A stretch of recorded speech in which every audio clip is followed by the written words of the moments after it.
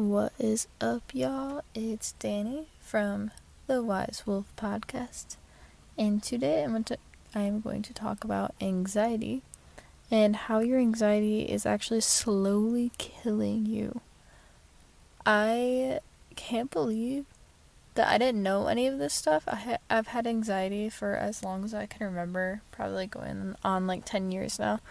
And I went to doctors, I went to therapists, talked to family and friends, and no one told me about any of this stuff until one day I decided to sit down, and for like 6 hours I sat like looking up stuff all over Google. And okay, not everything on Google is like credible, but I made sure it was like .org kind of like websites that like, and this stuff seemed like realistically, it didn't seem like some woo-wah someone's making up.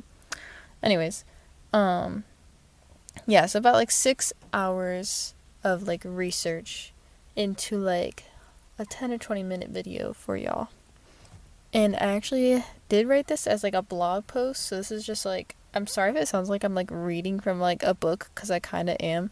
I did a bunch of research and some of it's like straight facts, so if it seems like I'm like reading from a book, it's because I'm reading from my journal. Okay, now getting started. A lot of people shrug off anxiety and think that it isn't a big deal. But did you know that anxiety can cause premature death? There was a study done in 2019 in the UK that showed and proved that on average, people with anxiety and depression die 10 years earlier than most people. So you're thinking that like an hour of self-care a day for you to like pick out a cute outfit, have a good cup of tea, do some yoga, meditation.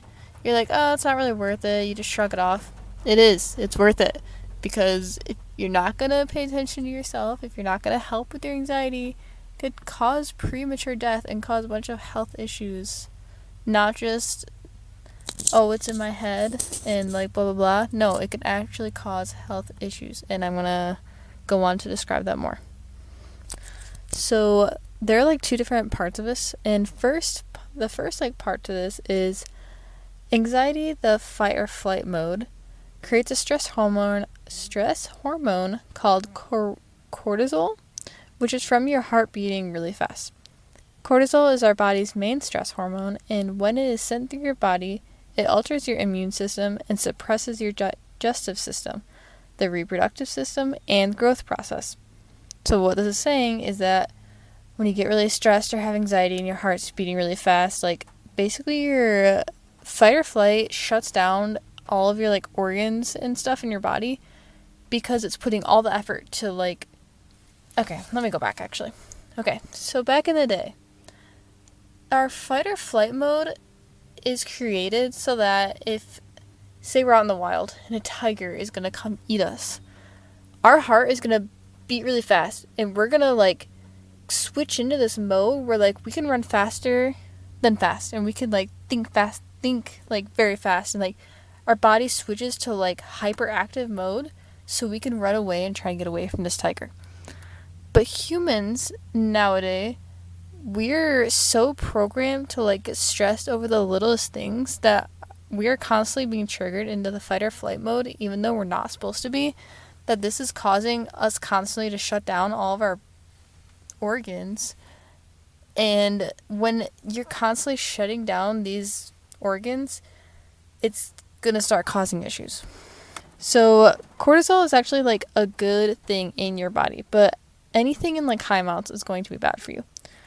So when you have high amounts of cortisol, it can cause problems such as weight gain in your face, in your tummy, high blood sugar, which can lead to diabetes, stretch marks, muscle weaknesses, high blood pressure, weak bones, and skin that bruises easily. So this is from the cortisol, the fight or flight in your body from anxiety. And now the other part is when your fight or flight is triggered, it also causes an increase in adrenaline. So when your adrenaline is constantly being created in your body, the high levels can often cause it can cause serious health problems. These problems can include increased chance of heart attack, stroke, high blood pressure, and blood clots that could kill you. Like, anxiety's not fucking around. Like, y'all need to take action. I actually put together some little tips on, like, if you don't know where to start. Things that just, like, helped me. Number one. Make an appointment with a therapist or speak with your doctor. I cannot stress this enough. You need to talk to a professional if you have anxiety. Like, this is not... It's not something you joke around with. You really should see a doctor. Highly recommend. 2. Try guided breathing or yoga. I cannot stress this one enough. I feel like everything can low-key be healed with some kind of guided breathing, yoga, meditation, breath work, inner work. When you are focusing on yourself and healing you, your problems start to solve themselves. In a way. If you can't afford to, like, go do a yoga class, there are so many YouTube videos that you can look up. A lot of them can be, like, 20 minutes or an hour long. Maybe try to do, like, a 5-minute one, and then slowly build that up to, like, a 10-minute one. And I know a lot of you don't got an extra, like, 10 minutes in the morning to do yoga or a meditation before work. Just do it. Make time, because this shit is important. Stop pushing it off, because I don't know, put yourself first. You deserve it. My third tip is to read about it. There are so many good books about anxiety and how to help yourself with the anxiety.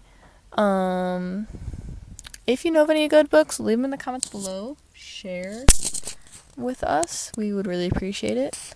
If you look up books, however you would do so on Google or whatever, you can read the reviews and see what people have to say about it. Amazon, Goodreads, Barnes & Noble, eBay. So, like, what I will do, actually, is I'll look up, like, anxiety books on Goodreads, and then I will search for it on eBay. And I've gotten so many books, like, $3, $4 on eBay, like, super cheap. Just a little tip. 4. Tip number 4. Exercise every day, you lazy bones. Do it. If you don't like cardio, if you don't like lifting, take a walk. I don't care if it's cold. Bundle up, take a walk. Or a lot of people where I live, they go to our local mall when it's really cold out, and they'll just, like, walk around the mall.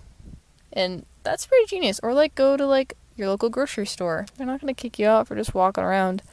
Yeah, take a walk. And if you feel like you could do this, get a gym membership. Lift some weights, you know.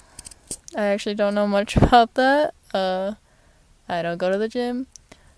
But I do hikes, and I do yoga every day, and I do walks. But it is recommended to do 20 minutes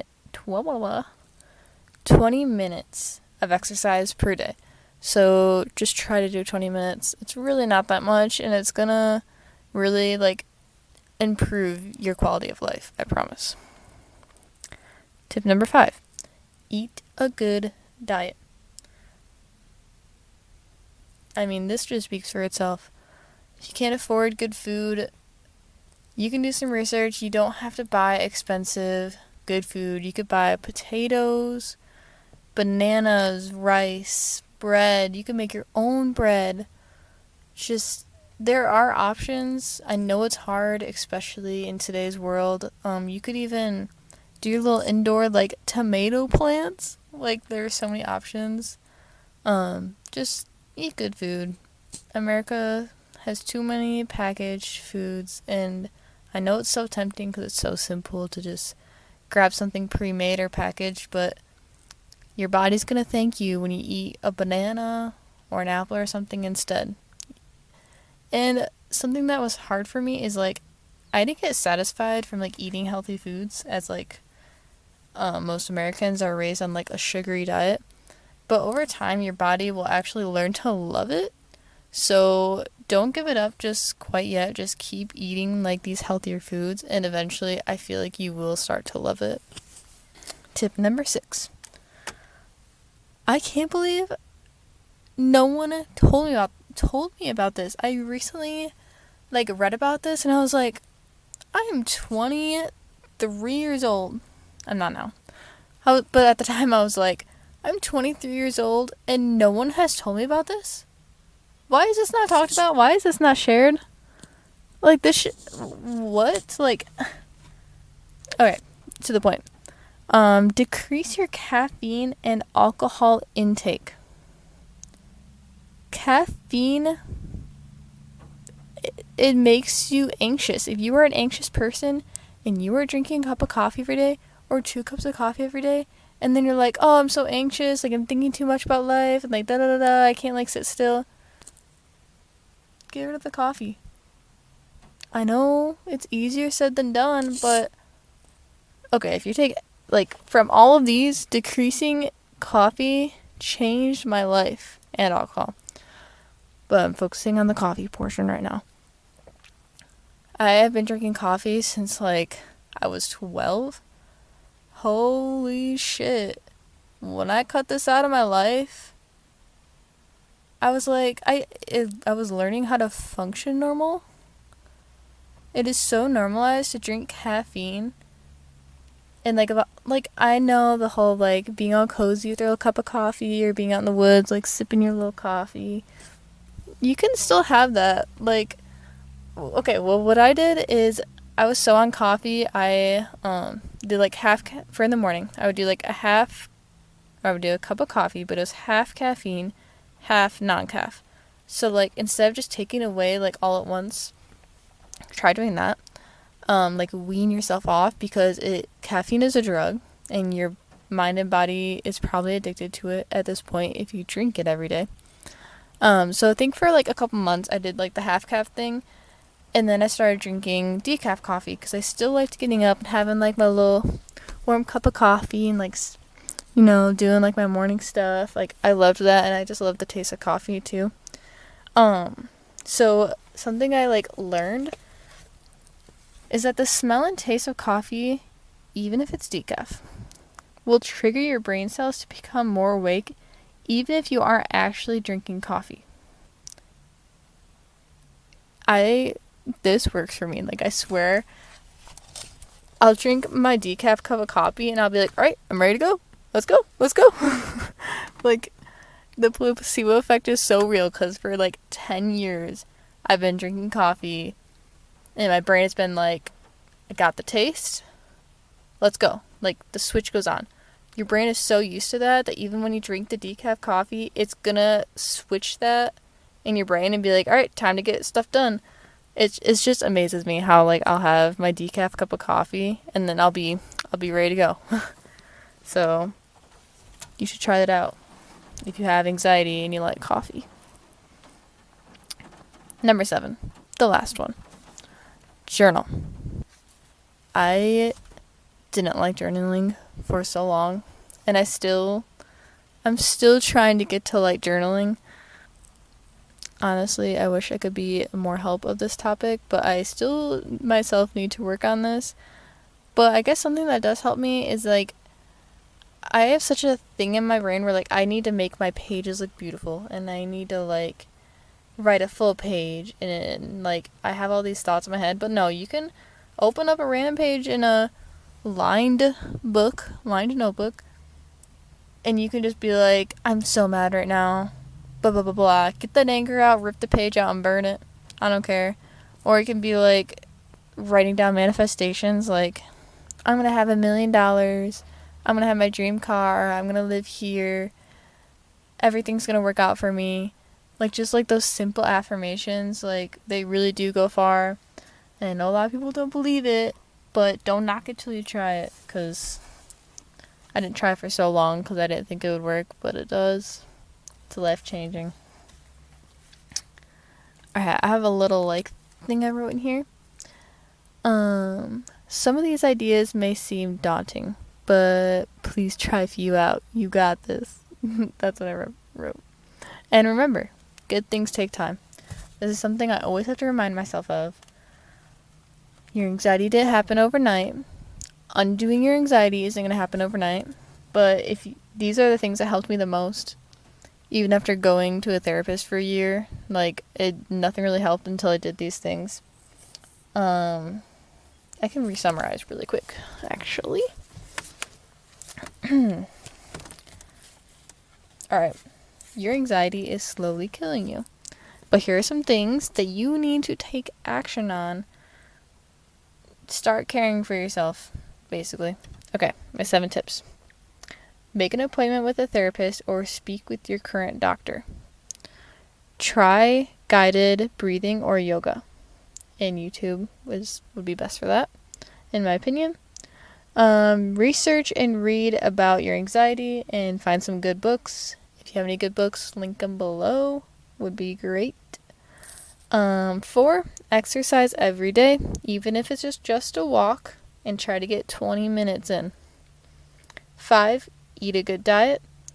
6, decrease caffeine and alcohol intake. 7, journal. I'm actually just realizing I never got to the decrease alcohol. I've been drinking alcohol in 2 years. Best decision of my entire fucking life. I can't even put into words. Just not drinking alcohol helped so much with my anxiety. Sorry, I'm trying to make this quick.